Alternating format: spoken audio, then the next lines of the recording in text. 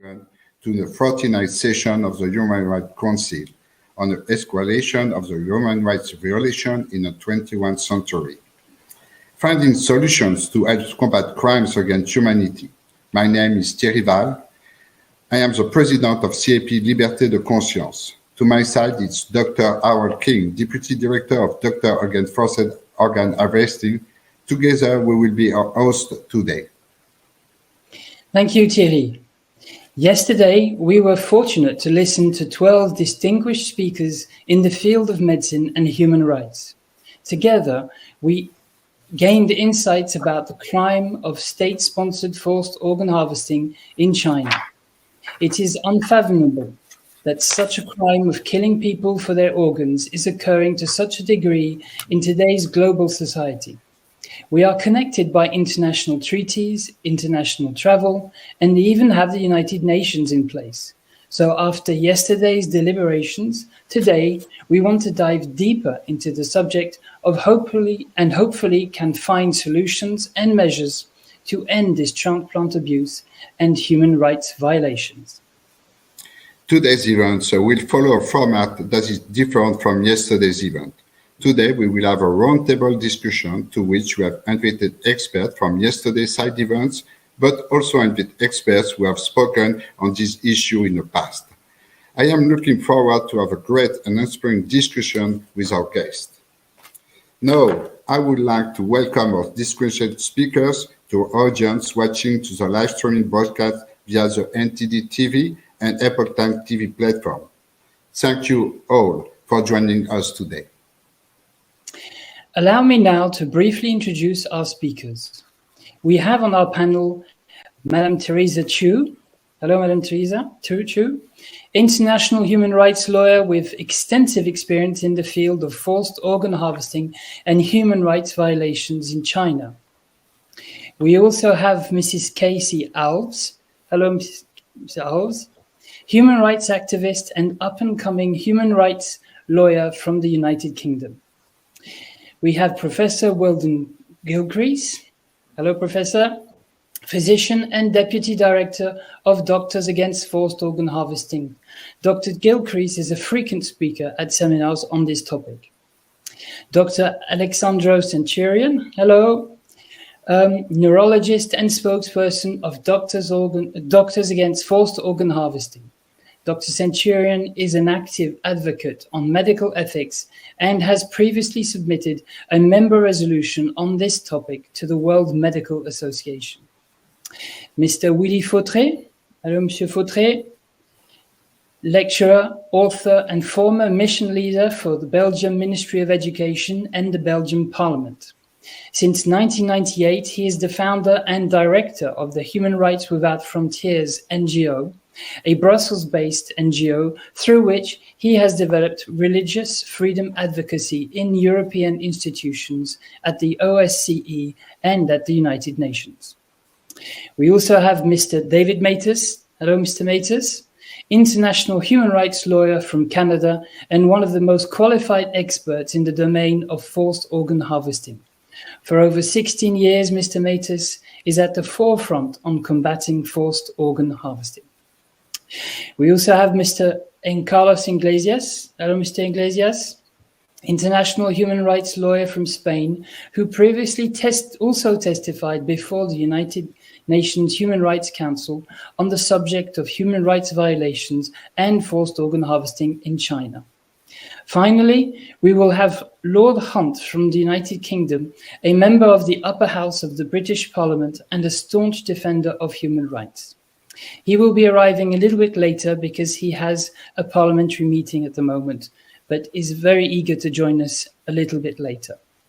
I would also like to say that Mr. Matus will be leaving us around 3 o'clock, so in 1 hour's time, because again, there's a scheduling conflict. Back to you, Thierry. Thank you. We will also like to let you know that in the second half of the today's event, we will open a panel of a Q&A and answer session to which you as our auditor who will register for this event can submit your questions. We will have our Q&A panel open through the entire event today. So at any time during the roundtable and later, you can submit your questions to the speakers. On your computer, you will find the Q&A panel. Please write your question and click send at any time. Questions won't be seen until the Q&A session. If you wish to address your question to a specific speaker, please indicate it in your question. Also, for privacy concerns, I would like to let you know that when you submit your question, then your name in a way you have signed until the event today will be visible for technical reasons. Harold? Thank you. And now let us move on, as we would like to open our roundtable. We will propose some themes which are then up to discussion. Thierry? So our first themes will be forced organ harvesting is a crime that many legislators are not familiar with. This might be a reason why not many parliaments have adopted legislation to criminalize and combat forced organ harvesting. Can you think of other reasons why there are not many national laws to combat this crime, and why it will be important that such laws are being implemented on national level? We want to start first. Mr. Matas, the floor is yours. Michael, thank you. Yeah, I would say generally that. Mr. Matas, your mic. Your microphone. I would say generally there's a mismatch between the development of technology and the development of legislation. That organ transplantation is a technology that was obviously developed for human betterment. And one can say that of many technologies that are abused. And the way that new technologies can be abused are not anticipated by the people who develop them and the people who use them. And so legislators are, I would say, always playing catch up with new technology. And I think this is one instance of that. There's also, I think, lack of awareness is part of it, but there's also the geopolitical influence of China, which makes a difference. And a third problem is we get caught in a vicious cycle that we don't have anywhere really, except in very small countries, registries of transplant tourism. And the result is we don't know the size of the problem. And without knowing the size of the problem, there's a tendency for legislators to think, where's the problem? And that becomes an issue as well. We get caught in a vicious circle that they do nothing because they know nothing, and they know nothing because they do nothing. And so those are explanations that occur to me. Thank you, Mr. Matas. Would anyone else like to add to this?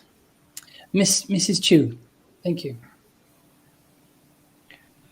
Yes, actually, I am the chairman for Legal Commission of a Universal Declaration on Combating and Preventing Forced Organ Harvesting.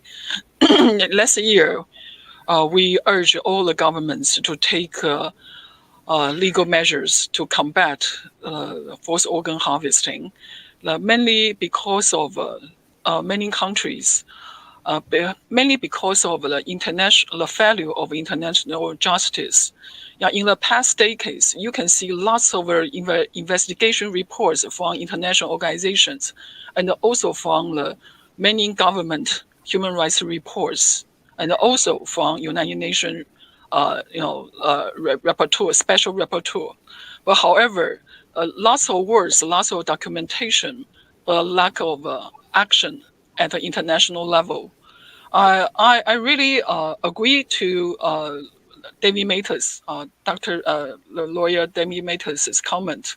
The CCP's political influence surely is a very, very reason why many countries keep silent on this forced organ harvesting issue. Another very important observation in the past 16 years was because of the many tourists when going to China for organ transplant, because they are so easily to get the organ they want from prisoner of conscience through the forced organ harvesting. And they are not fully aware of such atrocity happening in China, and they become accomplices of this crime of forced organ harvesting. So some people, after they knowing they could be, or they are possibly already are the accomplice of the forced organ harvesting, they are hesitate to face these issues. They lack of courage to face this issue. I heard many cases in Taiwan.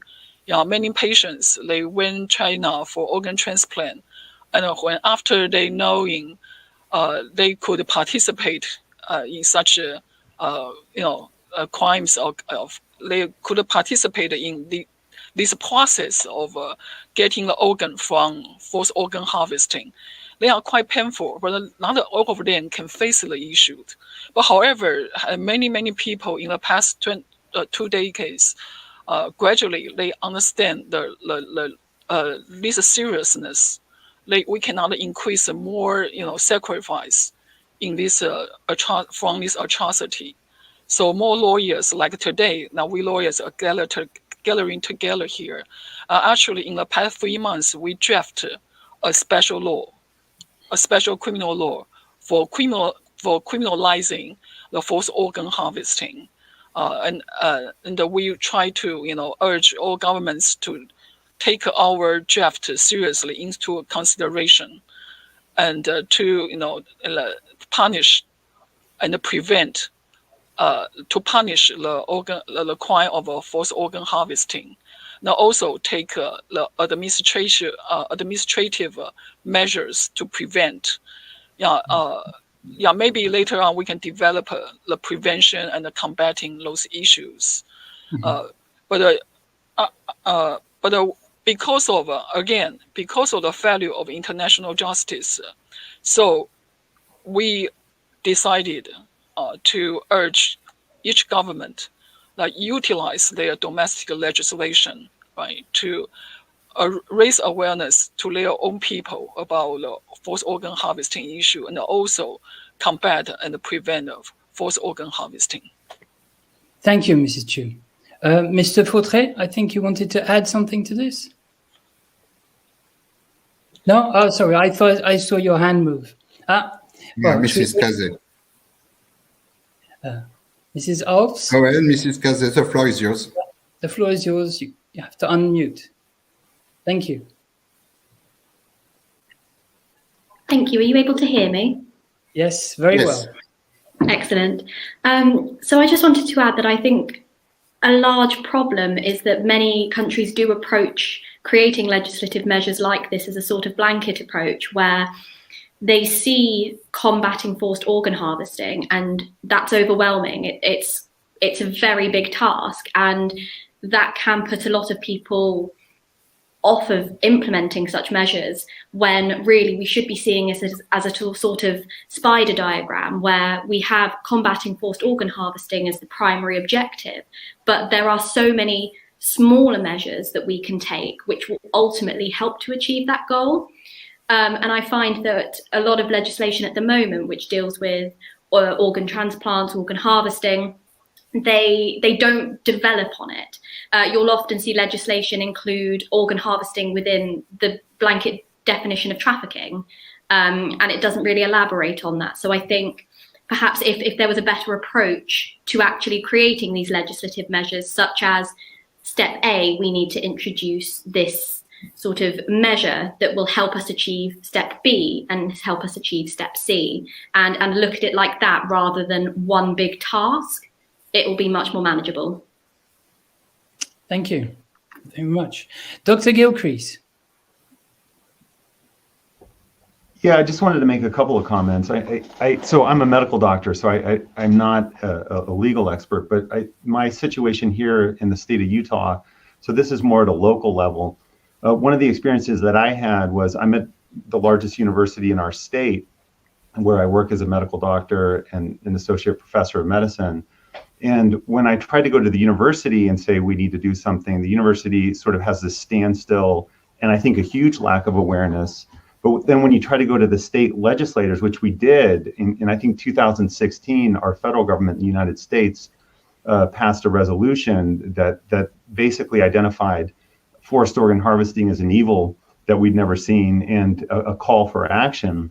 So this wasn't something new. And in late 2019, I worked with our state legislators to try to draft legislation around forced organ harvesting. But the state looks at it like, well, what is the university doing? And the university sort of looks at it like, we're not going to do anything unless the state's doing something. So there ends up being this sort of tug of war where there's this horrible inaction where nothing is really boiling up from the inside. So I think that was one issue, and kind of gives you an idea of what happens. Our state legislators didn't want to do anything unless the university had sort of supported some kind of legislation. I think the second point I wanted to make is to sort of dovetail on what Dr. Matus was talking about, and that is that the technology isn't just new, and the technology isn't just advancing in transplant, but so is the atrocity. I think the atrocity is something that's so new and something so unimaginable that I think it's hard for people to grasp. And I'll say a couple of things that 2016 and 2019 I think were hallmark years where this went from allegations to fact, and I think the scope of the problem is still difficult to ascertain in trying to get beyond the walls of the Chinese Communist Party. But I think the atrocity is something that's new and unimaginable. Thank you, Dr. Gill. Mr. Iglesias wanted to take the floor, so Mr. Iglesias, the floor is yours. Sí, muchas gracias. Yo muy brevemente también para comentar dos puntos fundamentales. Creo que a lo que se enfrenta la humanidad posiblemente es ante uno de los mayores crímenes atroces que se han cometido a gran escala. Yeah, just want to comment 2 points. First one is that humanity is facing one of the most horrible crimes it has faced in the history. Habitualmente las legislaciones, los códigos criminales de los distintos países estaban habituados a hablar de delito de tráfico ilegal de órganos, pero no estaban acostumbrados o no conocían un crimen de la sustracción forzada de órganos a tan gran escala y de una forma institucionalizada por el propio aparato del Estado. Yeah, traditionally, legislations in every country, they were used to human trafficking or organ trafficking, but they were not used to this such a huge crime of forced organ harvesting in such massive scale. El ejemplo de España fue uno de los primeros países que estableció una persecución para el delito de tráfico ilegal de órganos, pero no está preparado esa legislación criminal para un delito de estas características tan grave como el que estamos hablando. Spain was one of the first countries to develop legislation against organ trafficking, but is not yet prepared for such a crime as forced organ harvesting. Comentaba antes Teresa Chu, este crimen tiene una especificidad, es algo distinto, nunca antes conocido a lo que se había visto hasta ahora en órganos. Yeah, Teresa Chu was saying before that this is a crime that has never been seen before related to organs. Así que hay que trabajar para efectivamente que se establezca una legislación concreta contra la extirpación forzada de órganos. So there's really a lot of work to be done in order to develop legislation in this regard. El segundo punto es la influencia sin duda en China. Yo creo que si este crimen institucionalizado a tan gran escala de sustracción forzada de órganos se estuviera cometiendo por otro país que no fuera China, posiblemente la comunidad internacional ya hubiera tomado acción. Yeah, and the second point is this crime is taking place in China, where this crime is institutionalized. And if it was taking place in other country other than China, probably the international community will take action. Porque hay un punto importantísimo. No solo la influencia geopolítica de China, sino que el Partido Comunista Chino utiliza el dinero, los acuerdos comerciales, y literalmente comprando voluntades para acallar estos crímenes.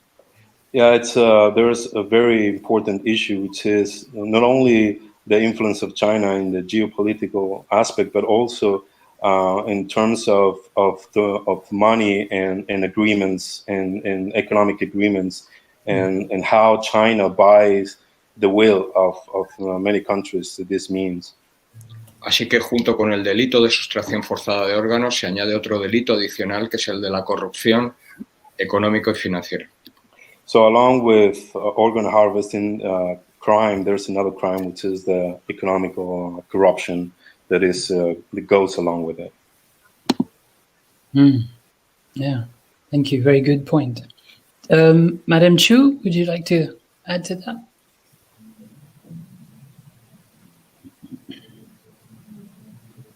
Yeah, I want to remind, I think one very important point is United Nations Office on Genocide Prevention and the Responsibility to Protect.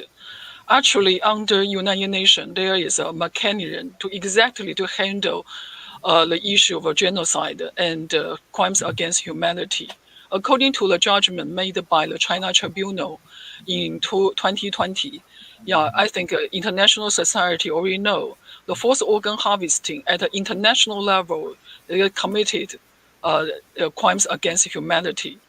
So actually, we urge United Nations, this mechanism, United Nations Office on Genocide Prevention and the Responsibility to Protect, you should enforce and to investigate, and together with the United Nations Human Rights Council, to publicize all the United Nations experts who study this issue, who made the public statement on forced organ harvesting, that each member state of United Nations, fully aware of this seriousness and of forced organ harvesting. I think it's also good, and also it's very good for us to furthermore to push all governments to take a more effective, more quick legal action on combating and preventing forced organ harvesting.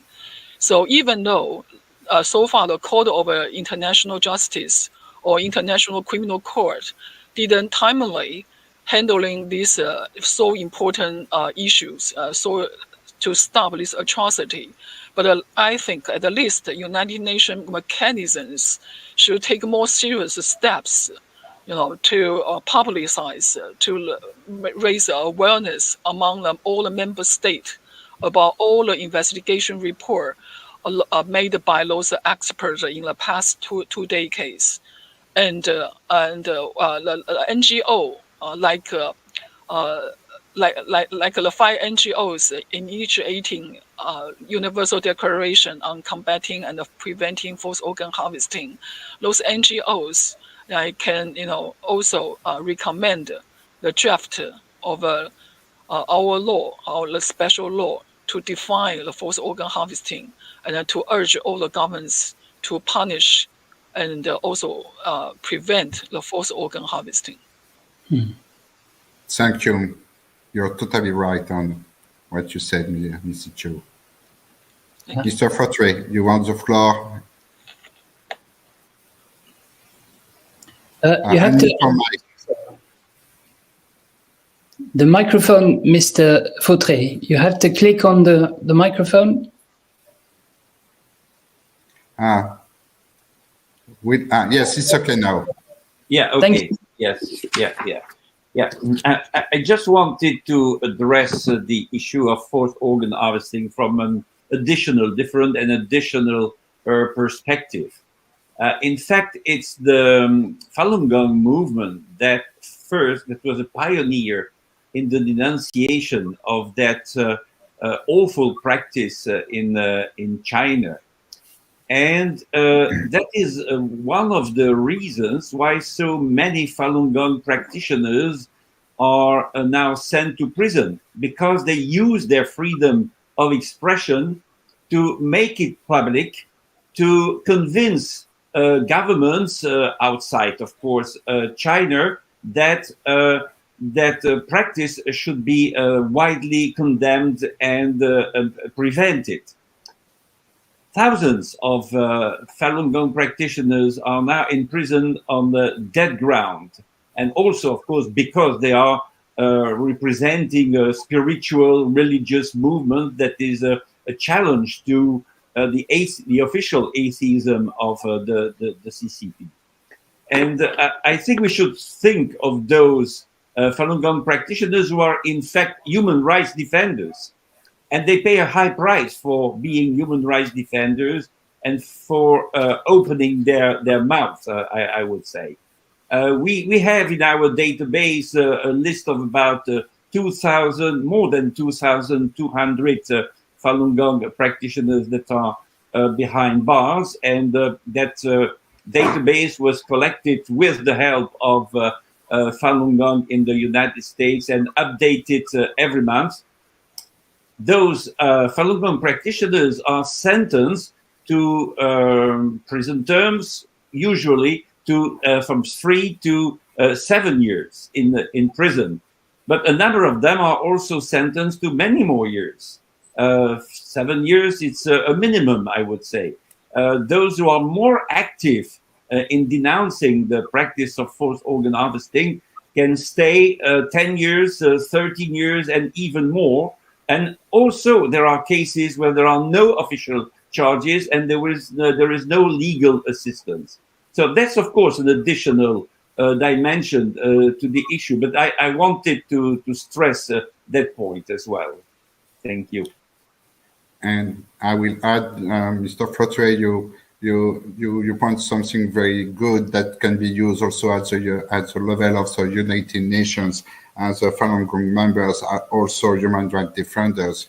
There is a special rapporteur on human rights defenders, and there is a report. So something that should be done and must be done to present Falun Gong members as human rights defenders on this topic of organ forested harvesting. So it can be something that can be done in the future at human rights level, at the United Nations level, to enforce this topic of forced organ harvesting. So thank you for your intervention, Mr. Frotre.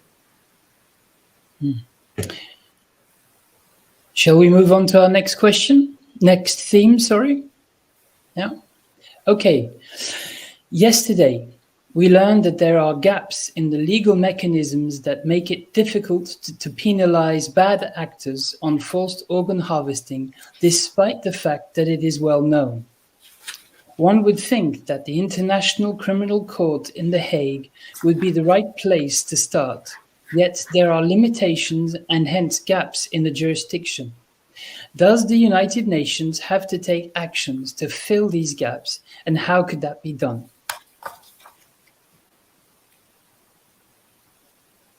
Yeah. Mr. Matas. Your microphone, Mr. Matas.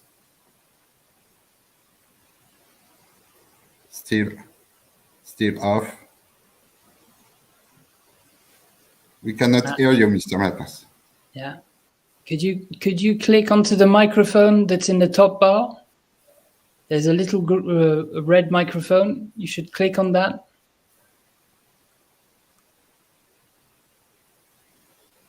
Yeah, it's on the top bar of your panel. There's a red microphone that you can see. You should be able to press it. Not on your image, but at the top of the panel.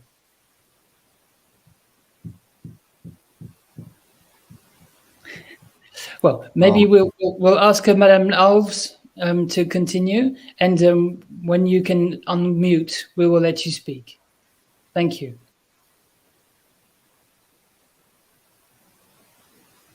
The floor is yours, Mrs. Alves. Yeah. Oh, there we go. Sorry. Yeah, you can go. So yes, I think there is a huge international gap, and that absolutely is the fact that there currently isn't a convention against crimes against humanity. I think it's quite surprising to consider that for almost a century now, we've, as a world, have been prosecuting crimes against humanity, but only under the Rome Statute. And I think this is now a fantastic opportunity for the United Nations to recognise that it's just not enough anymore. And it's so unfortunate that we see so many crimes happening throughout the world that there is no legal mechanism that we can really use to prosecute that. And so I think in order to fill that gap, we really do need to introduce a similar convention to, say, the Convention Against Genocide or the Convention Against Torture. So that's what I would suggest. I think that's what's missing. And what are the, sorry, go ahead, Thierry. Yeah, just before to give the floor to Mr. Iglesias, you're totally right. There is many mechanisms inside the United Nations. For instance, you have the CAT, the Committee Against Tortures. I thought you're right. There is not like one mechanism you can push on, but pushing human rights defenders, pushing Committee Against Tortures, pushing all the different tools and mechanisms and bodies that United Nations give to us. It will be a way to pass through and work on a United Nations to move on this topic. There is not a good solution or one solution, but many little solutions, piece by piece, will make the job. Okay. So, Mr. Iglesias, the floor is yours now. Sí, muchas gracias. Efectivamente, China no ratificó el Estatuto de Roma, no firmó el Estatuto de Roma. China tiene derecho de veto en el Consejo de Seguridad de Naciones Unidas. China didn't ratify the statute, the Rome Statute, and also has a veto right at the Security Council and the United Nations.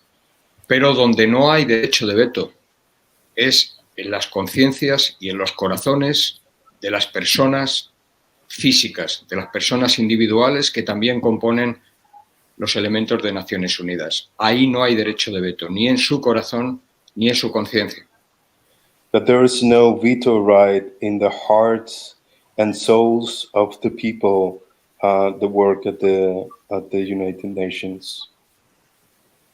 Y nuestro propósito aquí es dirigirnos a las personas individuales, a los corazones de cada persona que compone en una u otra responsabilidad los miembros de Naciones Unidas. Nos dirigimos a ellos, no a la institución, porque la institución efectivamente está bloqueada, pero sus corazones, su conciencia no lo están.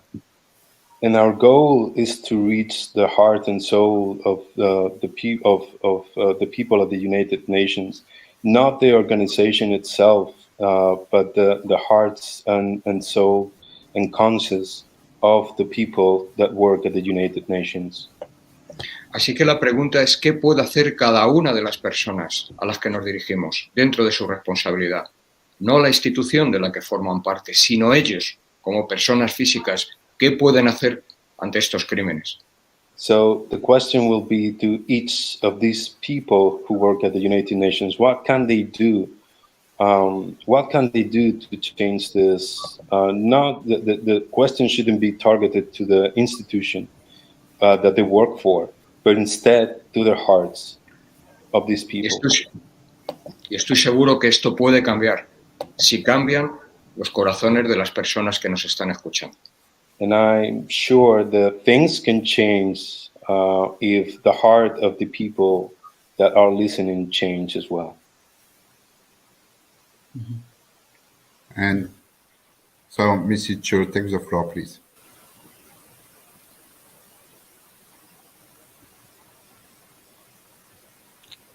Yeah, I want to add one comment.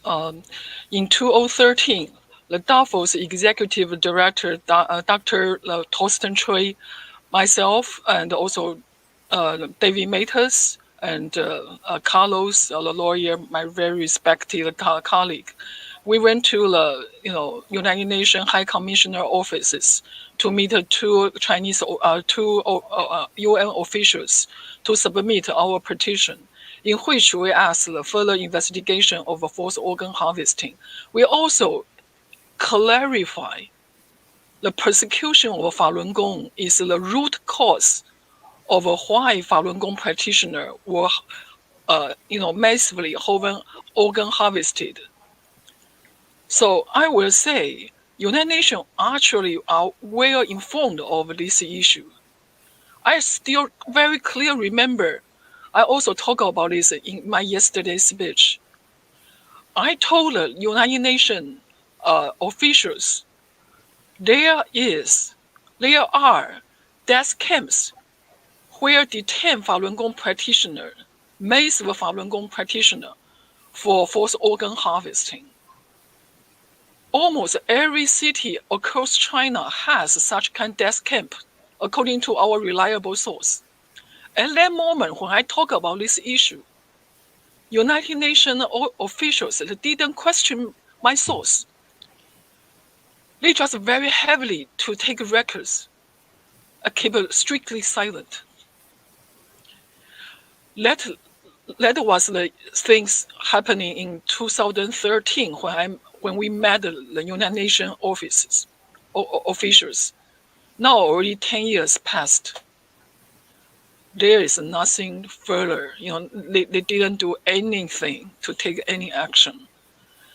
I think international politics and the people in United Nations lack of courage is also one of the reasons. One important point I heard from Chinese lawyer who talk about the persecution, why Falun Gong persecuted by Chinese leader Jiang Zemin since 1999. He say one story among Chinese people in China. Chinese people told him why Falun Gong was persecuted. They mentioned about one Snow White story.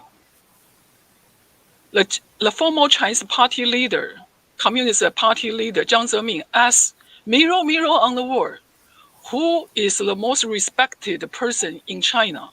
The mirror always replied Jiang Zemin. But one day, the mirror replied, it's Master Li Hongzhi, or Falun Gong founder. So out of jealousy, the former Chinese leader Jiang Zemin decided to get rid of Falun Gong and launch this eradication campaign. We want to say it is not an issue of Falun Gong issues. It is not only Falun Gong is the largest victim group of forced organ harvesting. It's really destroy the people's consciousness, the humankind's consciousness, destroy the moral base of humankind. It's also related to everyone. We are not Jews, but no one can agree Nazi to eradicate the Jews. Even though you are not Falun Gong, you are not the person, or your family are not a forced organ, not being forced, taken out organs. But we cannot agree such an atrocity. United Nations people are also human beings. You have to take serious steps, no matter small steps or big steps. 20 years has passed. So we are very heavily to talk about this issue, how to stop it. I think at the international levels, everyone should, maybe we are difficult to expect from up to down, but we can bottom up. So we are calling upon all the international society people, all people in international society, to standing up, to speak up, not only for Falun Gong, but for your own conscience. So right. Mr. Frotre, you want to add something? No? No, sorry, because I see your hands rising, so I was, and just two short comments first to Mr. Iglesias. You're totally right. We have to talk to the earth of the person inside the United Nations, and is also part of our mission as civil society, to bring all the testimonies to inside the United Nations through different mechanisms, like today's side events can be also, and other mechanisms. So you're totally right on these points. And to Mrs. Teresa Chu, is matter of persistence.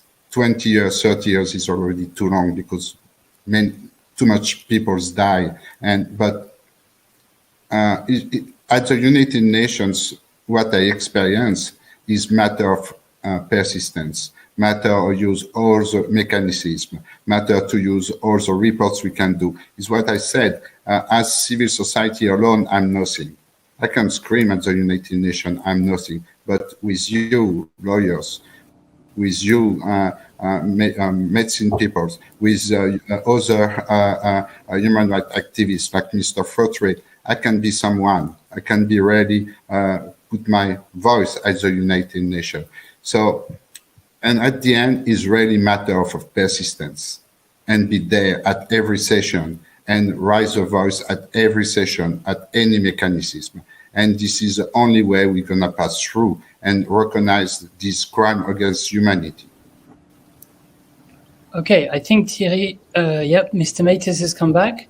Would you like to add a comment to the? Yeah, sorry, I was having trouble connecting. In terms of the United Nations, I would point out that it's multifarious. It's got a lot of different components, and some of them have actually been responsive. The UN Rapporteur on Torture, the UN Rapporteur on Religious Intolerance, the United Nations Committee Against Torture, a group of 12 UN human rights experts. So we do have components of the system that have engaged with this issue, and of course we have others that haven't, as others have pointed out. But I do see a way forward by engaging further with those that are aware of the issues and have been prepared to take it up. Particularly, we now have these 12 human rights experts, which are fully engaged, and the UN High Commissioner is going to China in May. So, the staff for these experts also are staff for her. I think we shouldn't. I mean, the UN effort hasn't been what it should have been, but I think we shouldn't give up on the UN because there are components which are engaged in the issue. Okay, thank you very much, Mr. Matus. Thierry, shall we move on towards Forced Organ, the next theme? Okay. Which is so I will introduce the next topic. Thank you, Harold. So the next topic is forced organ harvesting appears to be a problem of medical ethics. Medical doctors are involved in the killing of people and then use their medical knowledge to harvest and transplant those organs. What should be the international medical community to do help ban and stop this violation of medical ethics? This is the topic. Who want to be the first one to take the floor? Well, I think maybe the doctors are the best ones. And Harold, if you want to come out also as a doctor, you're welcome.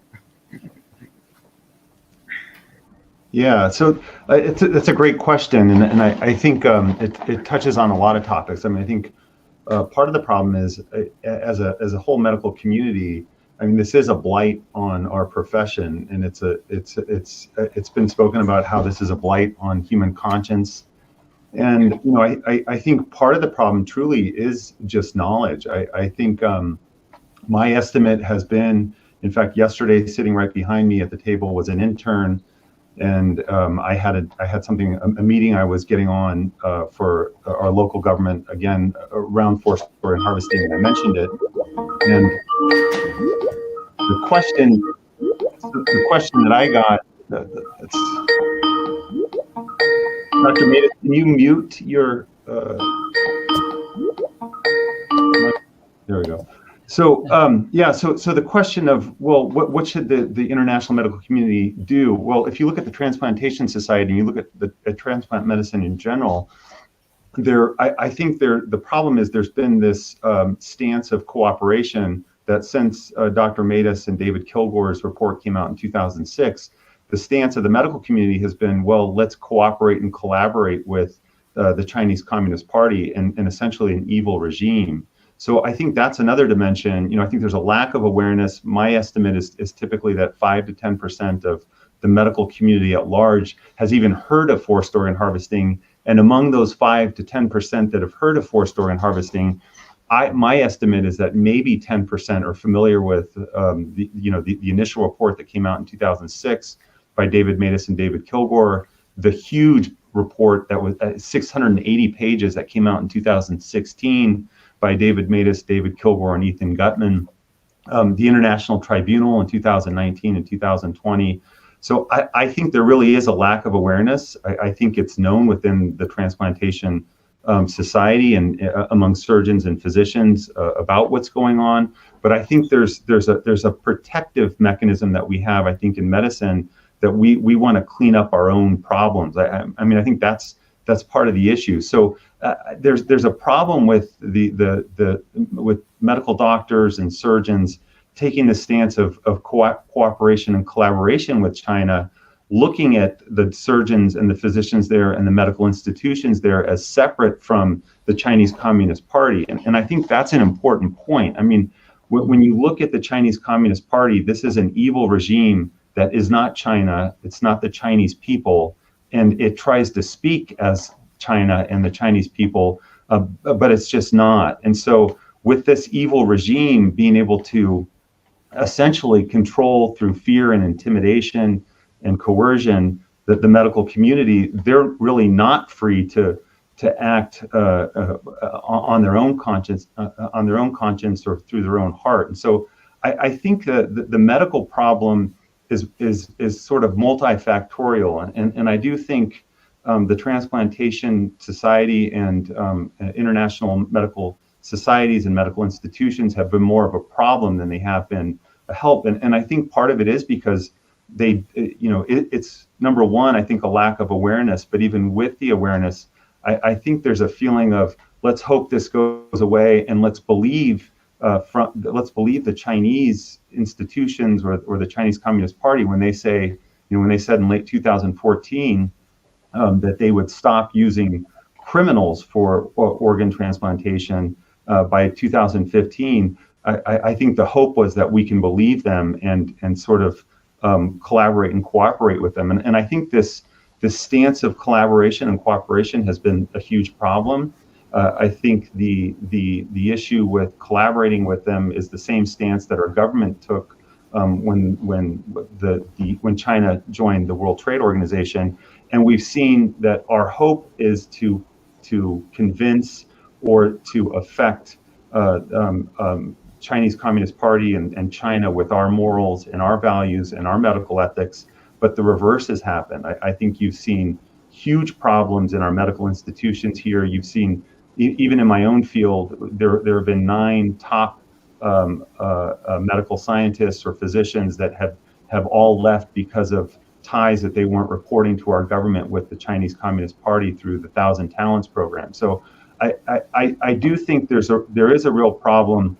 And I think part of the problem is, we're not experts on international human rights laws or on legislation, and we want to fix the problem ourselves, but I think we just don't have the tools to do so. So I think a lack of awareness, and then I think a lot of the problems of us trying to fix our own problems and not really being able to, are at least 2 things that I would highlight.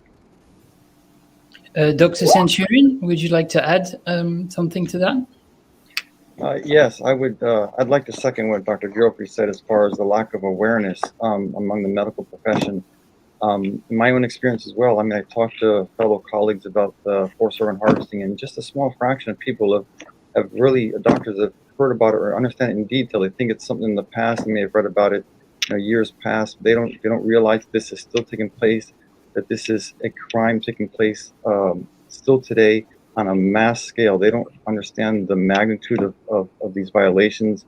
They don't realize that these are the greatest crimes against humanity, medical crimes against humanity, that have taken place since last century. We just don't grasp how serious this problem is. And again, many haven't heard about it. So as a result of this, and I think we look also to our leadership bodies like the World Medical Association, the AMA, these our professional bodies that haven't formally acknowledged these crimes either, which is a problem. So I think there needs to be much more work as far as raising awareness among the medical community about this. Even though these crimes have been, we know, proven beyond reasonable doubt by a year-long review by the China Tribunal. There's many different medical journal articles written about it, yet the medical profession in general has really not heard about these crimes or the extent of the severity of these medical ethical violations. As far as the Transplantation Society, Dr. Gilchrist spoke about the position they've taken. As many of you know, they did issue an academic ban on articles published with unethical data from China. That, international journals should not publish that data. But unfortunately, we haven't even done a good job policing ourselves on that, because there was an article just a few years back in the British Medical Journal that stated that about 99% of journal articles in transplantation have failed to, coming from China, have failed to document if consent was obtained and whether executed prisoner data was used. So we haven't even done a good job policing ourselves, despite having taken some steps to try to avoid being complicit with these crimes. So I think more awareness is necessary, and hopefully, I understand that the AMA, the American Medical Association, in 2019, they did adopt a resolution that they were going to issue a report on forced organ harvesting at the meeting in 2019. But because of COVID and that's kind of slowed things up, I understand that hopefully this year that'll come about. But I think once the major medical societies start stating that these crimes are taking place, I think that will have a big impact. But more awareness needs to take place against in the medical community, because medical doctors, I think medical doctors in general are very good people, and they don't want to see these horrific crimes taking place to stay in against our profession. And those who I speak to are horrified by what's happening. But still not enough people know about it. So I think awareness is a key here, and not enough doctors have really heard about this yet. Thank you. Yeah, I wonder if I could add something here. Yes, go ahead. I've been dealing with this issue, and there's three problems. There is the problem of ignorance, which previous speakers have identified. There's also a problem of complicity. This is and this is something Teresa Chu has identified, particularly in the countries with big transplant tourism into China, like historically Taiwan, like South Korea, Japan, the proximate countries. It's not just the patients that have done something wrong. It's also the doctors, and that's a drag. But there's also people within the profession who are engaged in the issue, but have kind of a distorted picture of China, because they think all they need to do is engage and talk with people in China, and the situation will change. And to a certain extent, the Chinese party and Communist Party and government has been playing these people along, saying, we'll make the change you want. We have made the change you want. We will change the laws. We have changed the laws, and so on. And they say, terrific. But there's no investigation. There's no transparency. There's no research. It's just kind of bamboozlement. Of course, these people don't want to admit they've been tricked, and that's a drag on the solution as well. So those are my comments. Thank you, Mr. Maiters. I don't remember who signed it. So Mr. Frotre first, and after Mr. Iglesias. Yes. Yeah, just a short comment. So it was said before that raising awareness is really extremely important, and I agree to that. And that's awareness that must be organized globally, internationally, I would say, but also locally and in various segments of our societies, as it was said before as well. So possible candidates to transplants of organs, medical sector, and so on, including, of course, parliament members that have relations with China, that can put that issue on their agenda every time they go to Beijing. But one more aspect I would like to stress is that we see with the events in Ukraine how powerful propaganda and fake news can be when they are organized by dictatorships. And of course, China, it's a dictatorship. It's a dictatorship of the Chinese Communist Party. And so it's important to fight against that propaganda because it's part of raising awareness. You cannot raise awareness if you don't spread facts, concrete facts, and lies, because we see with lies how many victims can afterwards be provoked, in fact, by such strategies when we look at Putin, for example.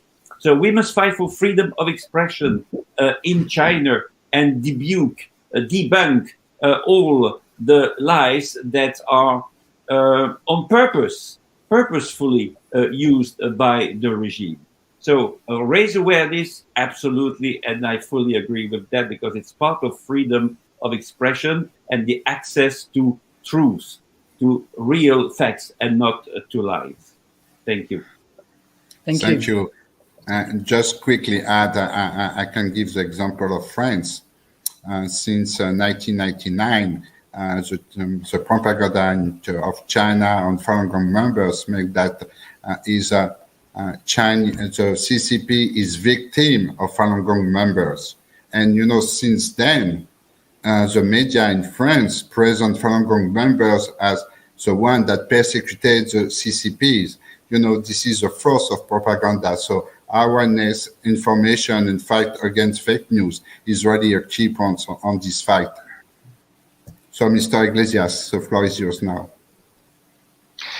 Sí, yo quería insistir en este punto de las propagandas, las mentiras, ¿no? Porque la historia del Partido Comunista Chino en sus 72 años ha sido una historia de mentira y de manipulación permanente.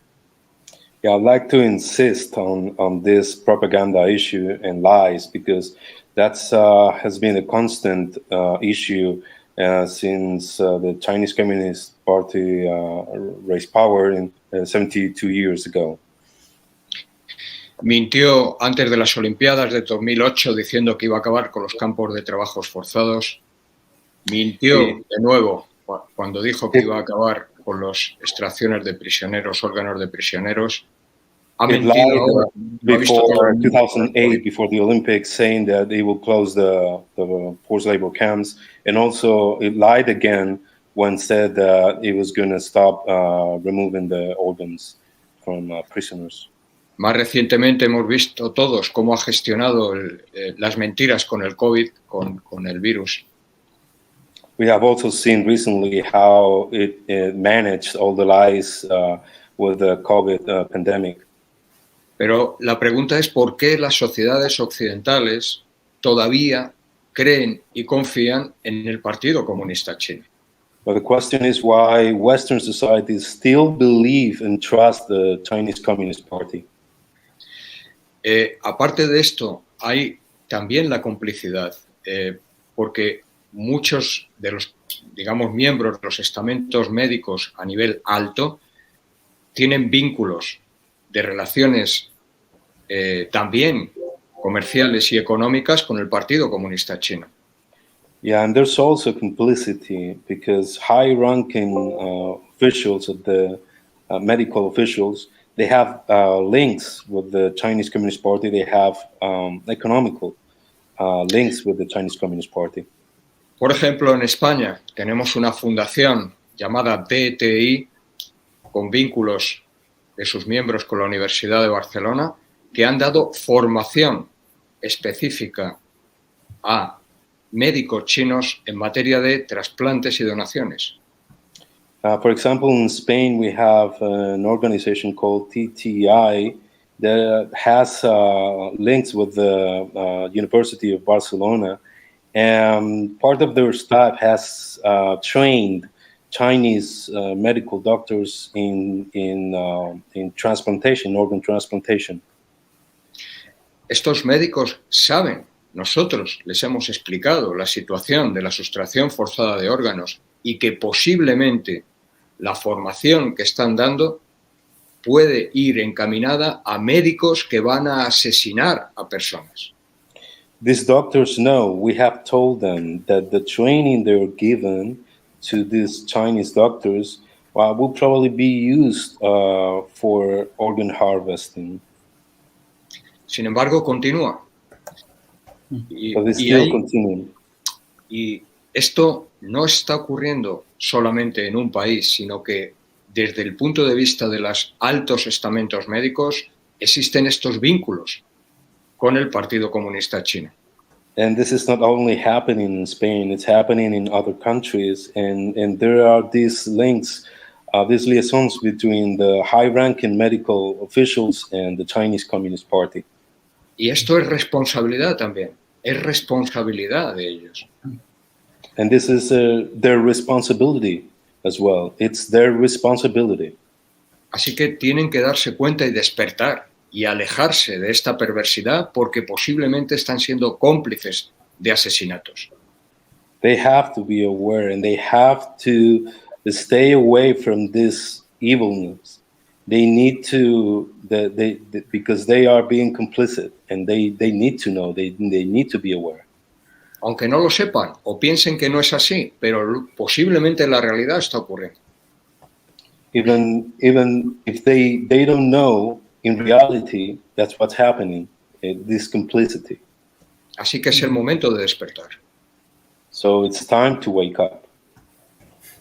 You're fully right. It's time to wake up. Yes. Mrs. Teresa Chu, the floor is yours. Oh, Mr. Matas, few words before to leave. Sorry. You asked me a question? No, just as you have to leave at 3, do you want to, like, last final remark before to leave, or stay with us? Well, in fact, I thought I was going to have to leave, but I miscalculated because daylight saving time in Canada, where I am, starts 2 weeks earlier than daylight saving times in Europe, and so and because of that difference, I actually can stay for the rest of the event. Very, very good news. Thank you. So, Mrs. Alves, someone before wanted to take the floor, Mrs. Chu. So good. Okay. And after Mrs. Alves, it will be your turn. Okay. Talking about the raising awareness of forced organ harvesting, I think there is a fundamental issue is to understand the nature of a Chinese Communist Party. It's very important to know the seriousness of forced organ harvesting and to raise awareness of forced organ harvesting. We should let people understand the evil nature of a Chinese Communist Party is never changed. Let's take an example in Taiwan. I would like to, we actually doing some investigation on people in Taiwan, especially in Taipei City. If you take taxi or you walk on the street, you ask people, have you heard Chinese Communist Party's forced organ harvesting? You got 2 answers, mostly. One answer is, yes, I heard it before. Because of, I heard Falun Gong group, at every tourist site, they clarify about it. And the website and the news publicize and this atrocity of CCP. The other answer is, I don't know, I never heard, but I believe Chinese Communist Party will do so. They are so cool to their own people. So even I don't really read each evidence forced organ harvesting has, but I believe this evil party, they were doing so. From our historical experience in Taiwan or in Hong Kong, people in international society already witness how evil the Chinese Communist Party, treat their own people. So it's not surprising if you really understand the evil nature of the Chinese Communist Party. and you will understand how terrible measures they will take on to treat their own people. The genocide, forced organ harvesting are one of one of the measures. They treat their own people. When you read the history of CCP histories, how many movements, how many political campaigns to eradicate the so-called national enemy, those innocent Chinese people, asking Taiwanese people, asking Hong Kong people now. Even though we have a Taiwan Straits, we are not so close. We are not so on the mainland China, but we are so attacking, and every day receive so many propaganda from China. But why Taiwanese people, most of Taiwanese people, still not fooled by those propaganda? Because of we already realize and understand the true nature of a Communist Party. So forced organ harvesting issue is one of the most core issues that the Western world to furthermore to face the Chinese Communist Party's cruelty. So the pandemic, and in the past, there's how many things happen. We already witnessed the evil nature of a CCP. So if we want to raise awareness of forced organ harvesting, I think we have to clarify well about the persecution against Falun Gong, against Uyghur, against their own people. Then people more easily understand why this political party like the Chinese Communist Party so evil. Thank you. Thank you. So, Mrs. Alves, for this topic, you will be our last speaker, and after Mr. Harold will introduce the next one. Thank you. I just wanted to touch a little bit on what the other panelists said about conscience previously, and it's known to many Western pharmaceutical companies, for example, that that this is taking place. Those companies who do engage in organ transplants in China, and it's been brought to their attention. And unfortunately, many times they have turned around and said, "Well, that's not for us to investigate. That's not for us to essentially be concerned about." And I think that then leads us to the broader concern of perhaps we need to start looking deeper at corporate responsibility and what we can be doing for that. Because if conscience and good moral and want to save people who are suffering with these horrendous abuses isn't enough, we may have to start looking at other avenues. Mm-hmm. Thank you. Very good point. Also, I just wanted to mention about political and economical influence on the medical world. In France, for example, very, very few doctors have actually come forward to denounce these crimes. And they have also participated in training Chinese doctors. But when they tried to denounce these crimes, the French government put pressure on them and said, literally, if you don't stay quiet, we will remove you from your hospital and you lose your job. So there is a very big, a much higher level complicity as well, a political complicity that is influencing the medical world. So while just before I introduce the next theme, I see that Lord Hunt has arrived. Hello, Lord Hunt. Good afternoon.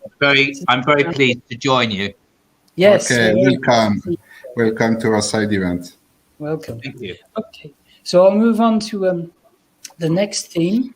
On a deeper level, forced organ harvesting is not only a violation of medical ethics, but a criminal offense. Yet, because of the limits in jurisdiction, it is difficult for foreign countries to influence to stop this transplant abuse. So what can sovereign countries do, aside from implementing new and specific criminal laws, to send a signal to China that forced organ harvesting from living people must not have a place in today's world? Yeah. This is true, Mr. Matas. Yes, well, I would say that this to a certain extent ties in with what we've talked before about ethics. I think one component of ethics is no collaboration, no joint research, no speaking at conferences, no honorary degrees.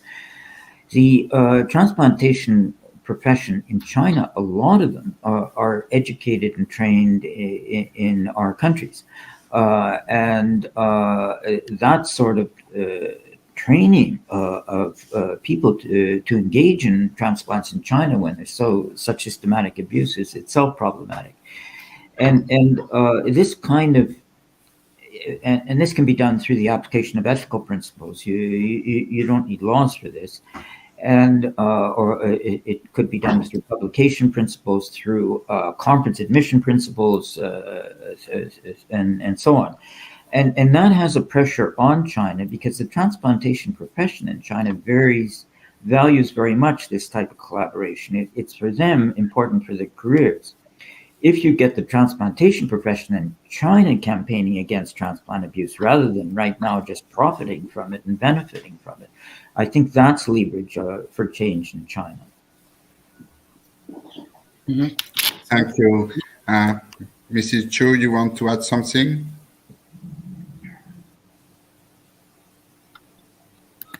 Yes, actually, I want to add about the definition of forced organ harvesting. We addressed in our draft of the law combating and preventing forced organ harvesting. I just introduced in my yesterday's speech. Actually, in this draft, we urged all governments to take extra-territory jurisdiction, right? So because of its legal wording, right? So I will read the legal wording. It's not so verbal. Huh? A person who commits an act or omission outside the state that, if committed in the state, would be a crime under the Article 1 and 2, I mean in the draft, is deemed to commit that act or omission in the legislating country, and it shall be prosecuted for that act or omission in the state, provided that such a person is found in the territory of the state or is a permanent resident or national of the state. So no matter, this person, the actor, is their action is outside or inside the state. If it is committed, violate the draft, the crime of forced organ harvesting, right? The legislating state has the jurisdiction over these kind of actors. And the other thing I want to add it is about the legal measure. Actually, they have 2 lines in from our discussion in the legal commission. The 2 lines, which mean one is organ transplant laws. David Matus, in many his speeches, he introduced lots of countries has passed the organ transplant law, including Taiwan. So from the overseas, we can cut the overseas organ demand, which means we can prohibit organ trade and organ tourism through this Organ Transplant Law Act. For punishment purpose, we can enact the law I just mentioned, the law draft we proposed to punish the forced organ harvesting crimes. So cut the demand is very, very important. This is what we can do from overseas to punish the crimes. One very important point is, everyone know the crimes against of forced organ harvesting actually is one type of crime against humanity, but not each country has the law to regulate the crime against humanity. So through this kind of special law, right? Well, through this special law, we can utilize the criminal legal system and the administrative sanctions against forced organ harvesting crime. Thank you, Lord. And do you want to take the floor on this topic and introduce yourself with a few words? Thank you very much indeed. So my name's Philip Hunt. I'm a member of Parliament in the UK Parliament, a member of the House of Lords, and I've been campaigning on this issue for a number of years. And I must say that I absolutely agree with Teresa Chu and what she's just said about the importance of cutting demand and using legislation in different countries to help do that. Last year, I was able to persuade our government through legislation to ban the use of human tissues in UK medicines, which have been sourced from organs that might have been forcibly harvested. And that, I think, was the first time we were able to pass any legislation which had some significance. We are now debating a health bill in Parliament, and the House of Lords only a week ago agreed to an amendment which has the effect of banning organ tourism to China, although the wording was not country specific, where there was no consent and where coercion and financial gain was involved. It's going back to the House of Commons in a week's time, and we're doing everything we can to persuade the government to accept it. I don't pretend that this is overnight going to stop commercial organ harvesting in China, but I do think that if each country can take measures like it, it's not just the issue about cutting demand. It is also the visible sign of the international community expressing real concern about what is happening. And so I just also caught up with the discussion that you just had and the issue about doctors in France who were inhibited from raising their concerns. I do think I should place on record the British Medical Association has been very supportive of my efforts, and that in the cross-party approach, I'm a Labour politician, but I have the support of Lord Ribeiro, a former president of the Royal College of Surgeons, of a Liberal and a crossbencher. So this is a cross-party approach. But I believe we have the support of the medical profession in raising these issues as well. Thank you very much for listening to me. It's a real privilege to be able to hear such experts today. Thank you, Lord. And so as the time is running and we have a second part with the Q&A session, I will introduce the next topic. And I will ask you, I know this is already passionate and you are expert and we have so much to say. So make sure that we have time, because it will be very important, this Q&A session too. So to express yourself as shortly as possible. I know it's very difficult, but that we can cover all the topics and we can give the opportunity to all of the attendees and the people that listen to us to ask a question too. So I'm now introduce the next topic. Okay. The President of China's Supreme Court indicated in 2017 that the Chinese Communist Party is above Chinese Constitution.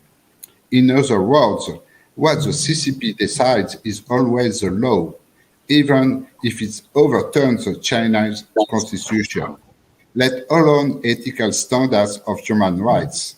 If the Chinese government openly despises the Western concept of the basis human right, does it turn to the UNHRC into an absurd institution?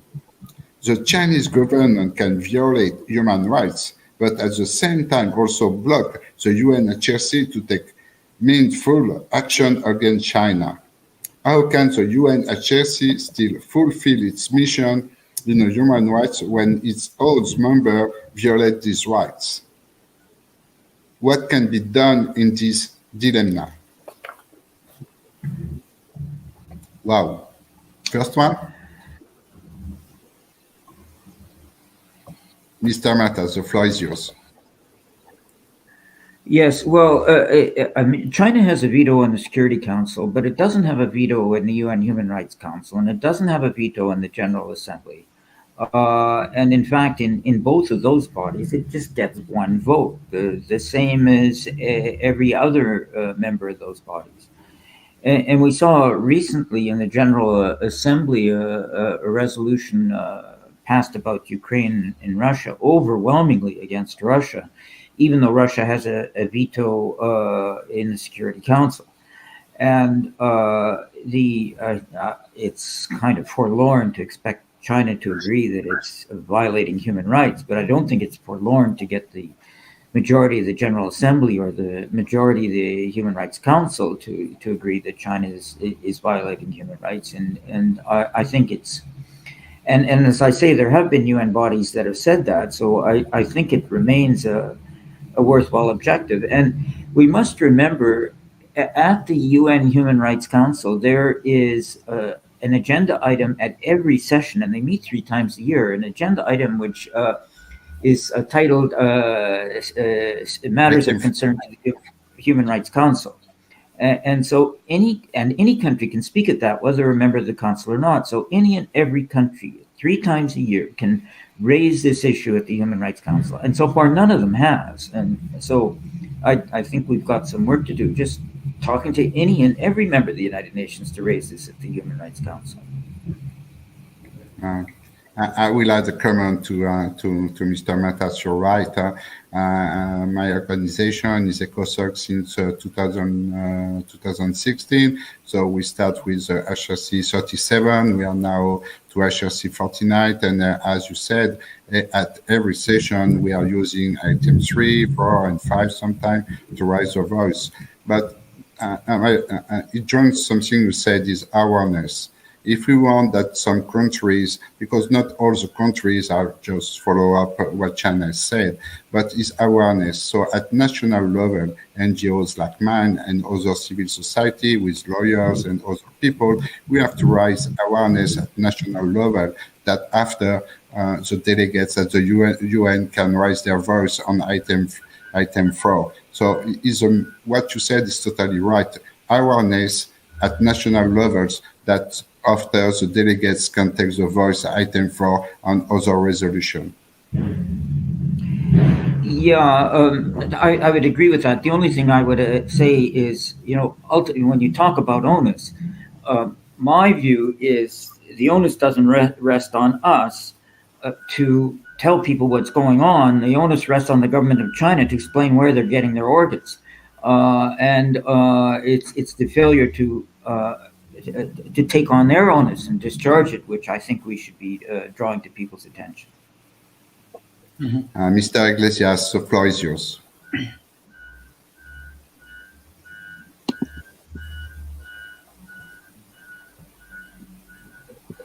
Sí, quería reafirmar que la labor también muy importante de las ONGs, y bueno, el Partido Comunista Chino siempre utiliza la misma estrategia. Yo pude ser testigo dentro del Consejo de Derechos Humanos en una ONG como antes de poder hablar del orden del día, el propio representante del Partido Comunista Chino iba asiento por asiento hablando con cada uno de los países para que dijeran no action, en ese mismo momento. Yeah, I want to reaffirm the work of the NGOs. At the Human Rights Council, I was witness of how the Chinese Communist Party, before the order of the day, will have one of their representatives speaking to every country. It's by one, telling them not to engage, not to allow whatever was going to be or wanted to be discussed. And so they were doing this. Pero nuestra mejor arma, la más potente, es que se conozca esto. Lo que más teme el Partido Comunista Chino es que se rompa el silencio, que no se conozca toda esta atrocidad de los crímenes de órganos. But our best weapon, the most powerful weapon that we have, is to break this silence, to let people know what's going on. That's what they fear the most. Y tienen que ser los corazones de las personas, porque la propia resolución del Parlamento Europeo de 2013 ya hablaba de dar publicidad de la extracción forzada de órganos y que se condenara por los países miembros estos crímenes.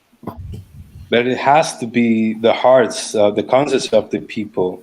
In the European resolution in 2013, it was discussed already, the publicity that the countries needed to let know their citizens about this situation. Ningún país miembro lo ha hecho. Ninguno. None of the members of the European Union has done this, has publicly spoken about the situation in China to their citizens. Entonces tiene que ser el corazón de cada persona. A ellos nos dirigimos. Tienen ustedes que cambiar. Ustedes tienen que cambiar. No las instituciones. Ustedes mismos tienen que cambiar dentro de su corazón. So again, it's the hearts of the people that we are targeting, not the institutions. We need to target their hearts and tell them it's you that need to change, not your institution. It's you that need to change. Thank you. Thank you. I'd just like to let everyone know that Mrs. Alves has disappeared from the screen for technical reasons, but she is still present on the in the round table and will be able to answer questions. Does anyone would like to add to this question? I'm not sure if I saw any hands earlier. No? Okay. Well, as Thierry said, time is moving on. It's almost 3:30. I think it's time that we should start going through the questions that are arriving. We'll try to answer as many as possible because there are already quite a few. Now, let me. So I will bring up the question so that everyone can see it. And this first question is actually directed to Mrs. Alves. So I hope she can see this. So, Mrs. Alves, how can we encourage future generations to engage with and help stop these ongoing abuses? Yeah. Yes, I can see it. Are you able to hear me okay? Yes, very well. Oh, excellent. So I think this question is definitely twofold. So I would say on one side, it's very important that, like we've said already, we bring a lot of awareness. I think there's many of the younger generation in the Western world who simply have no idea that this is happening. And as somebody who's been assisting with this for several years now, it's always a shock to everybody around me that this is happening and they've never heard of it. So I think on that side, it is mainly awareness and just making sure that people know what's going on and that they feel as though they're able to be activists themselves and to stand up for these people who have had their voices taken away from them. And I think as well that the second aspect is actually a lot of the issues come down to the fact that in China there isn't exactly any sort of organ transplant system like, say, many countries in the Western world have. And that does primarily boil down to Confucianism and beliefs that one should be buried whole. And a survey was taken, I think it was about 5 years ago now, where many of the younger generation in China were asked if they would be willing to donate an organ and be organ donors on their death. And many of them actually said that they would be willing to do that. And a large proportion of those who said they weren't willing to, their reason for not being willing to was actually because they were concerned their organs would be misused. So there is significant potential there for the younger generations to bring about a legitimate organ transplant system. And I think that would be extremely beneficial, but of course it's not really widespread. So that's where I would consider the younger generations would be best placed. Thank you. Very Thank interesting point indeed. Would someone like to add to that question, or is it okay? Okay, right, let's move on. We are too much old to add something. You're right, we're not all young generation. So the next question then. For Mrs. Chu, I would like to know what can civil society do to ensure that the United Nations Human Rights Council takes effective action to stop the CCP's forced organ harvesting atrocities? Thank you. Yeah, thank you for this question. Yeah, actually, this question has been asked, I think, at least from the day I know there was a United Nations report about this issue. Yeah, every human rights activist or Chinese human rights lawyer I know, they are watching how United Nations Human Rights Council can do in this issue. Whether they take action on investigation, or they will furthermore organize an investigation team to calling on Chinese government to stop the forced organ harvesting. Yeah, actually, the 20 years has passed. I think our efforts is still not sufficient to move them so quickly. I fully agree with my colleague Carlos's comment to speaking to their hearts. But actually, we are, trying our best and also using each example, each case we know from legal side and from the victim story, from the persecution to clarify what do we know about forced organ harvesting. But apparently, it is still not sufficient. So, in last year, we five organization, NGO, organize a World Summit and declare and make a universal declaration on combating and for preventing forced organ harvesting. Now, so many doctors and lawyers in each government, in most of free society, like in France and other country and Korea, Japan, Taiwan, even in Spain and many countries, United States, to publicize, to raise awareness of these issues. I believe if more legislators and more governments pay attention to these issues, there will be huge pressure on the United Nations. But the pressure is not the only way to touch people's heart to take action. We still raise the moral concern. Each of us has a responsibility, to stop this genocide, this crimes against humanity.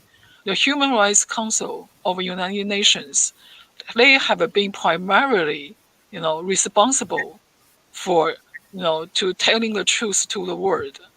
And the international court, the criminal court, or United Nations, those, international justice mechanism, cannot avoid this responsibility in the 21st century when facing this, CCP's atrocity. So we keep calling on, from our civil society, especially from Asia, from the Taiwan society, we speak the same language. We use our own, experience investigation to inform United Nations Human Rights Council. Yeah, maybe we repeat ourselves too many times, but we hope one day, one moment, some people can wake up to face off their conscience and take action. Thank you. Next question, Harold. Yeah.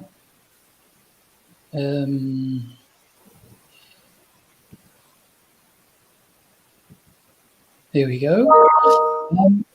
To Mr. Fautré, why is the Falun Gong practice more persecuted than any other religious movement in China? Yes, that's quite right. That Falun Gong is the movement that is the most persecuted in China, and one of the criteria that we can use to have such a statement is the number of prisoners that they have, and also the number of people who are dying in prison because of torture. Why is it the most persecuted? I would say that, of course, it started in 1999 when Falun Gong organized that mass but peaceful demonstration that impressed the Chinese authorities and the Communist Party at that time. Because when you are able to gather thousands or tens of thousands of people who refuse to follow the official line of the party's Communist Party, it means that you are a threat to the stability, so-called stability of the regime, a threat to social harmony, of course, that has been decided, defined, and implemented by the Chinese Communist Party. And Chinese authorities that are, of course, the proponents of Marxism, Leninism, and especially atheism, see in that movement a threat because it is a spiritual threat, because it is rooted in the history of China. It's not a foreign movement coming to change the minds of the people from China. That's one point. The decision of the Chinese Communist Party when it perceived that threat is that it should be banned, of course, and as such put in the category of what is called the Xiejiao movement. What is a Xiejiao movement? That's a term that is almost impossible to translate in English or in any other, I would say, Western language. Some use the translation dangerous, evil cults, but it's not really like that.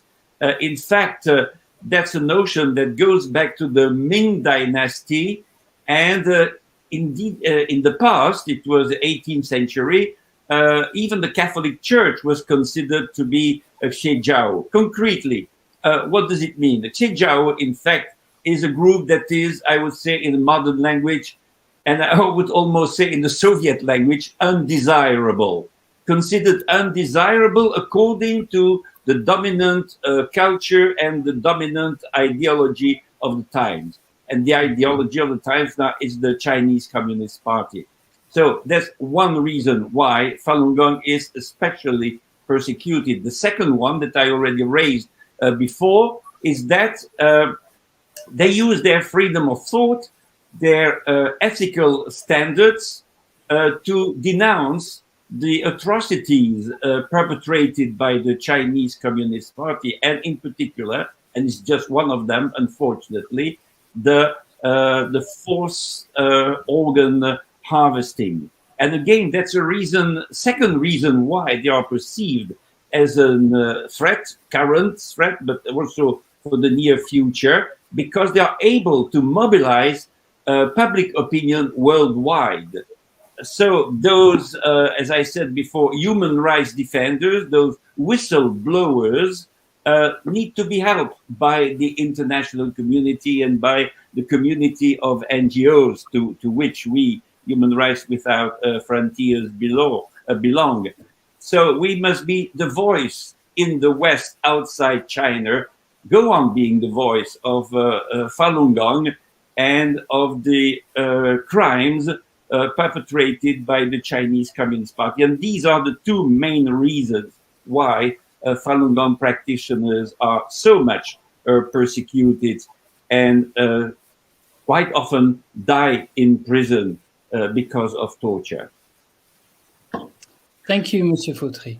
A very complete answer, indeed. Mr. Alessandro, you want to add something? Yeah, just one comment, just in addition to what Mr. Fautry mentioned. I think also the large number of practitioners that were practicing at the time is relevant. That the Chinese government, their own numbers, there were 70 to 100 million people practicing. That was a time more than the number of the Communist Party, and there was, an unrealistic threat, just an ideological threat that the party felt because of that.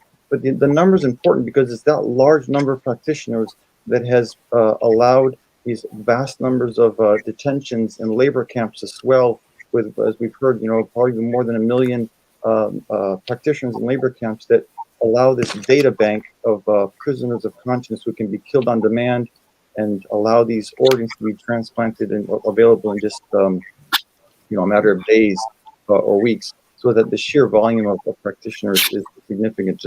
Remember, that's part of the reason I believe why the Communist Party persecuted Falun Gong, but also it's relevant in our discussion of forced organ harvesting, because you need this large number of prisoners to be able to explain these transplants being done on demand.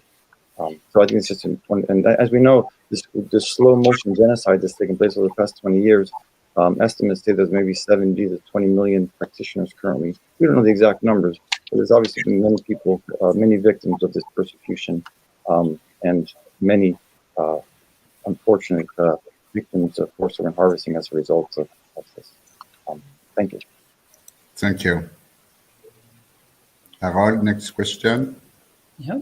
Oh, again, another question from Mr.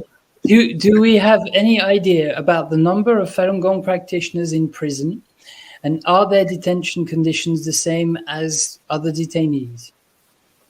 Yeah, so you know that the Chinese regime, communist regime, is very transparent, and we just have to go to internet to see how many trials there were against Falun Gong practitioners. Of course, I'm making some humor here. So we don't have, and we will never have, of course, statistics that we can rely on.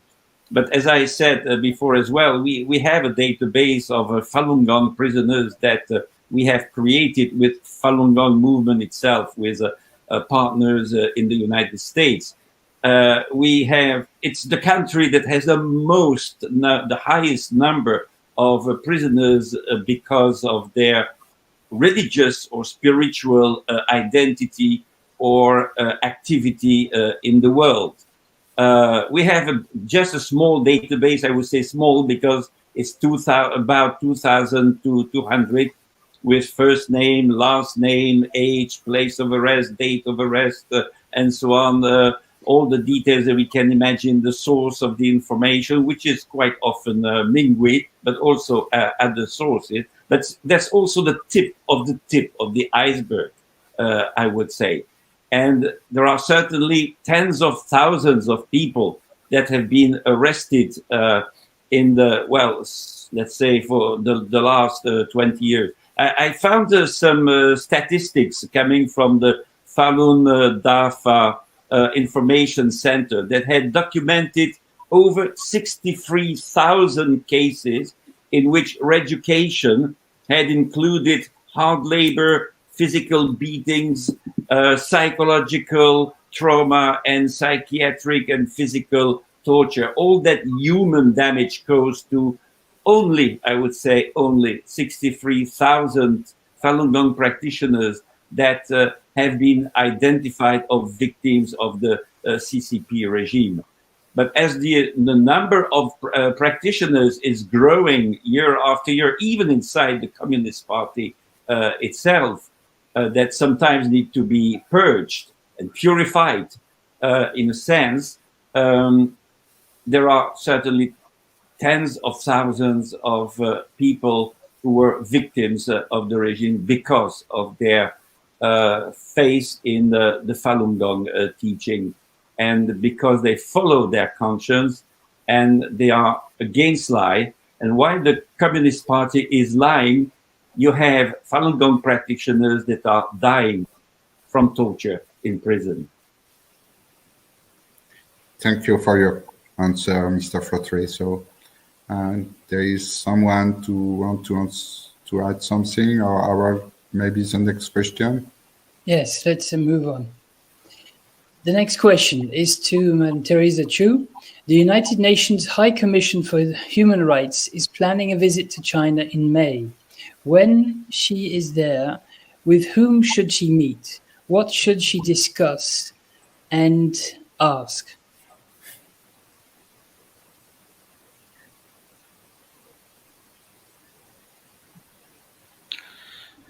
So according to the title of the United Nations High Commission for Human Rights, so definitely the mission for the UN official to visit China is to talk about human rights issues. Definitely they should raise the issue of forced organ harvesting atrocity and the persecution of Falun Gong. I think if you people concerned about the international human rights issues, you read all the many reports from the European countries and also from United States. You can see the Falun Gong's persecution. They're always very important issues in those human rights report. So I think definitely the High Commissioner, they should bring this message to the Chinese Communist Party leader, Xi Jinping. I think at least to let him and the Chinese party leader know the international concerns about Chinese human rights issues. They should speak to Xi Jinping's heart. How a great China can be built up if China can be really free. To look at Taiwan, they can make an example of Taiwan. Taiwan have almost 1 million Falun Gong practitioners. In this free society, practitioners in Taiwan can freely exercise Falun Gong. To believe in Falun Gong, truthfulness, compassion, and forbearance. Those practitioners are fully welcomed in Taiwan society. They help the people in Taiwan society become healthy, become really good person, good high moral persons. Why China cannot? This is the origin of the Chinese good culture. So the United Nations High Commissioner, if you go to China, they definitely, we hope he can raise the issue of organ harvesting issues, no matter how sensitive in the international politics. But less the mission of United Nations High Commissioner should do. Mm-hmm. Thank you, Mr. Chu. Thank you for your answer. As we have 10 minutes before the end of this conference, what I suggest is, Harold, we will take a last question, and after I will ask to all the panelists in like few minutes to give a close remark, and after with Harold we will conclude this conference. See you all agree on it. We're gonna do like this. So. Harold, please, the last question, and after our panelists will have like 2 minutes to give their concluded words before the end. I know it's already 2 hours, but we have to conclude at one point. So, Harold. 2 hours isn't enough. This is such a big it's not enough. It's the first one we organized together, so maybe some others will come. Okay. So, last question. So the next question, or the last question, is for Lord Hunt. What impact changes in the law in UK and other countries have on China? Thank you. Well, I think it's a cumulative impact. We've been talking about the need for international pressure on China, and also about the need to engage our own populations. One country alone clearly can't expect to have much impact. But I think if country after country expresses their concerns and passes legislation which prevents their own citizens engaging in this horrific practice or receiving organs, then we can start to build the kind of momentum that we need to persuade China to change its practices. Each government will take a different view, and some will be reluctant. But I think the more and more we debate, the more a country agrees to change their own laws, we can build the kind of momentum that is so urgently required. Thank you. Mm-hmm. Yeah. Okay. Thank you for your answer. So, time to conclude. Mrs. Alves, are you still with us? So we cannot see you, but you will be the first to give your words to conclude. Ah, yes, I'm still here if you're able to hear me. Yes, absolutely. So I think the reality is that whilst talking about it is absolutely fantastic, we need to do more. And we say this a lot, and I hope that the outcome of today will be a recognition of this and an encouragement and a boost for the international world to recognize that we need to do more. And talking about it simply won't help the people who are being faced with such awful atrocities that they have to live with every single day for choosing a spiritual belief. And I hope that now that it's becoming more widely spread and the world is becoming more aware, that it won't be possible to hide behind a facade anymore, that it's too awful to be true. Because I think that's something that has caused a lot of issues, is that the world does truly see it as something beyond comprehension. So I'm very grateful to have been a part of this, and I hope that going forward we'll be able to make a much more significant difference. Thank you. Mrs. Teresa Chu, a few words to conclude.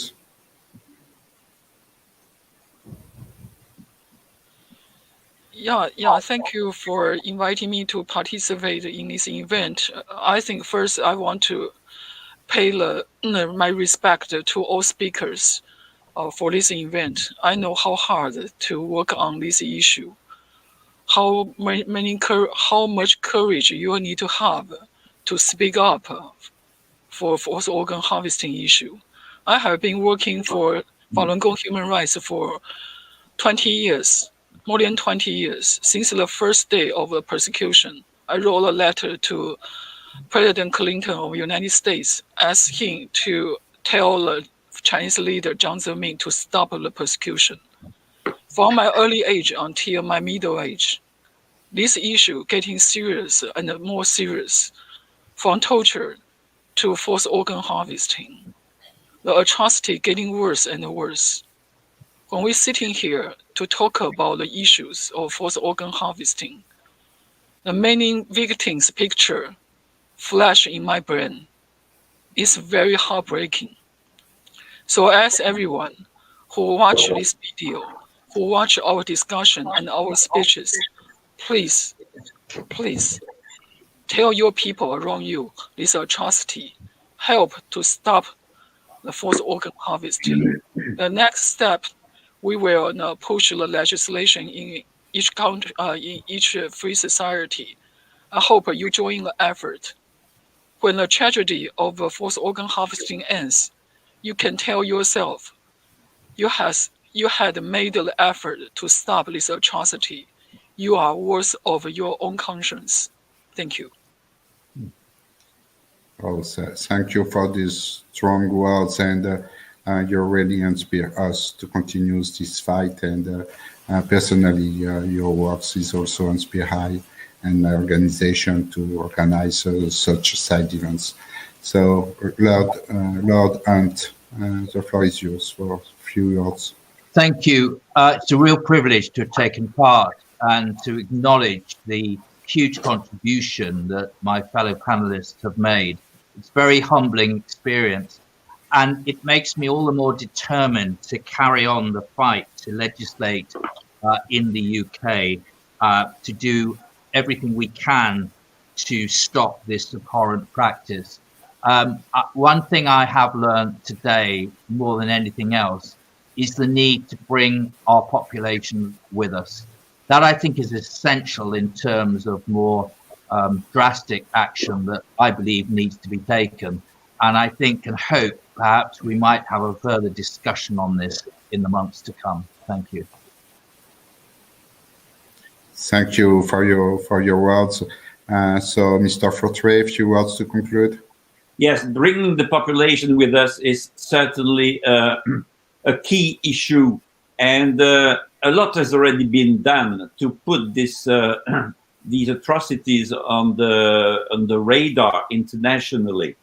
And I must say that in the beginning, remember the beginning, there was a lot of skepticism among public opinion.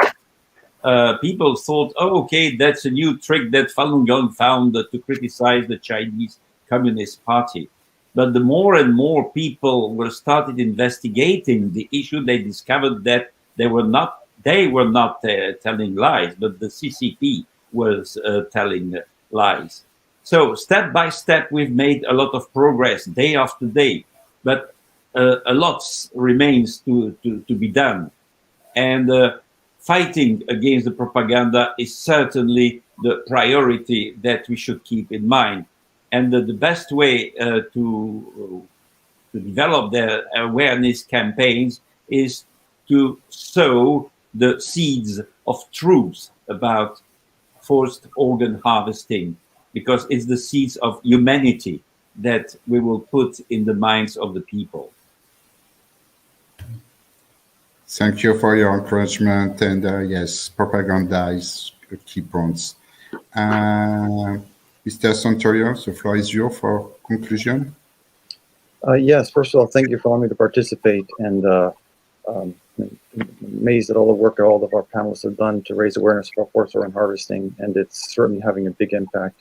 But speaking, I guess, as a physician, any doctors listening, this is a crime that is so hard to believe, and it's being taken place and by people who are our profession, who are supposed to be healing and curing people. And it's hard to believe that my profession in China is committing these crimes. That's what makes it so hard to believe. I would just reach out to all physicians in the world. This is not just a crime that are being committed by transplant surgery in China. This is a crime against all medical profession. We have to speak out against it. Silence is being complicit. And I would also speak towards and ask the professional associations who are responsible for preventing medical atrocities like this from taking place, the World Medical Association, AMA, other international bodies, to speak out against this. They need to, the evidence is there. It's been proven beyond reasonable doubt that it's taking place. This should be on the cover of all medical journals, and we should be denouncing it. And I just encourage all of us to keep working for that and ask doctors we need to play a bigger role in this and prevent this from taking place. Thank you. Thank you for your words. And now I will give the floor to Mr. Iglesias for a few words.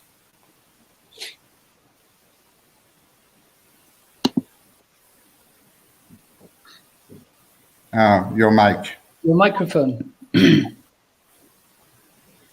Muchas gracias por la invitación, y yo quería dirigirme a todos y cada una de las personas que nos están escuchando, porque por alguna razón hoy están aquí y están escuchándonos a nosotros. Thank you very much for inviting me, and I'd like to address all the people who are listening to us, because there's a reason they are listening to us today. Lo que nos une a los seres humanos son valores eternos, inmutables, como la compasión, la verdad, la fe. What brings us together as human beings is universal values like truth, like compassion. Y hoy ustedes tienen que darse cuenta que cuando se tortura, se asesina a un practicante de Falun Gong en China, no es solamente a él. Una parte de ustedes mismos está siendo asesinada también. So today you need to realize that when a Falun Gong practitioner is being killed in China, also a part of you is being killed along with him or her.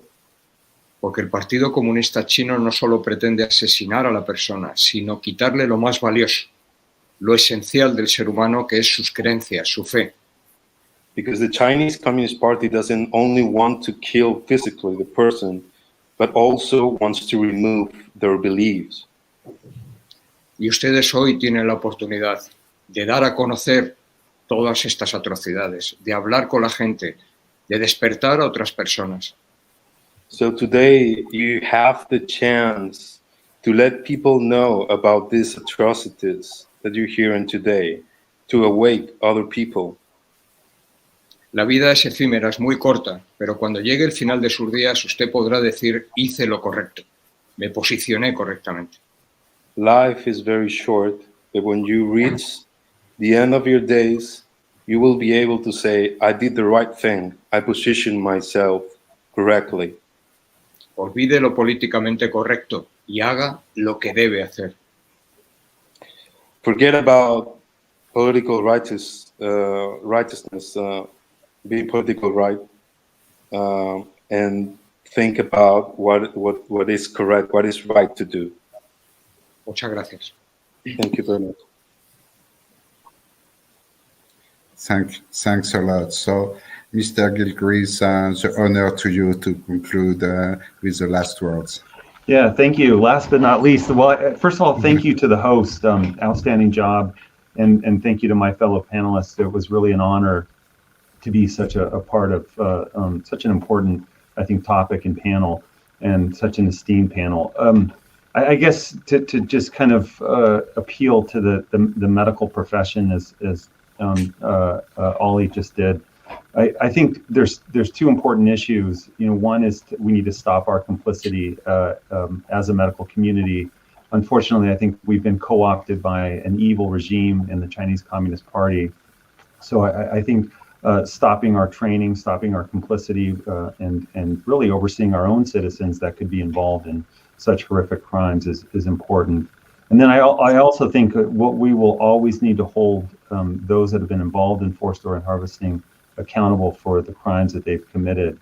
And so I think those are the two issues that I think are most important. I think also understanding, as Dr. or as Mrs. Chu has pointed out, that to understand forced organ harvesting, it's a very specific and tight definition. So you have to understand the characteristic of the Chinese Communist Party and how it operates, but you also have to understand that Falun Gong really resonates with the spirit and the hearts of the Chinese people in the land of China and China's history. And so I think understanding the topic is important, and I really do appeal to our medical profession, because I think our medical profession has long stood for medical ethics, but I think that's really under threat. And thank you again. Again, thank you for letting me speak today. Thanks. So, Harold, before to conclude, what are the points you retained from today? Well, there are very many points. I mean, obviously, the importance of everyone to become conscious of what's going on, of the true nature of the Chinese Communist Party, of the true nature of these crimes, and also the intentional blockage and silence that has blocked and disconnected people from knowing the truth. Media has also been heavily influenced by the Chinese Communist Party as part of propaganda, its propaganda campaign throughout the entire world. So the silence that many of our honored speakers have mentioned today is a very important factor. And breaking this silence will allow people to become aware of these truths and connect with their own hearts and decide for themselves how evil these crimes are and whether they position themselves well towards these crimes. Thank you. I'm not going to go on because there are too many points to go. But I think everyone's mentioned quite a few, and it's very, very powerful and very strong. So, thank you very much, Harold. So I prepare a few words to conclude this conference, but I want to really thank all of us for this conference today. And from my side, as civil society, It's to continue to raise awareness in the society, raise awareness everywhere we can, United Nations, European bodies, national level, international levels. This is from my side, what I can achieve with my organization. It's, I guess, is what we achieve during these 2 days conference. So now I will give my last words. A reminder that all of yesterday's video and today's roundtable discussion will be available on the CAP Liberté de Conscience and DAFO website. Thank you for your participation today, and we remind you that from talking alone, the victim will not be rescued. We also need action to achieve this effect. On such action is a Universal Declaration on Combating and Preventing Forced Organ Harvesting, as discussed today and visible on the screen now. We would like to thank from the earth today's honored speakers for a very rich discussion and inspiring answer to the public questions. We would also like to thank unregistered viewers and the audience watching on the live streaming broadcast via NTD TV and Apple Time TV platforms. Thank you all for joining us today, and we sincerely hope that the United Nations delegates, rapporteurs, and Human Rights High Commissioner will also be inspired and guided to move forward with action that will completely stop forced organ harvesting of living people for profits. Thank you, and I hope to see you at our next conference.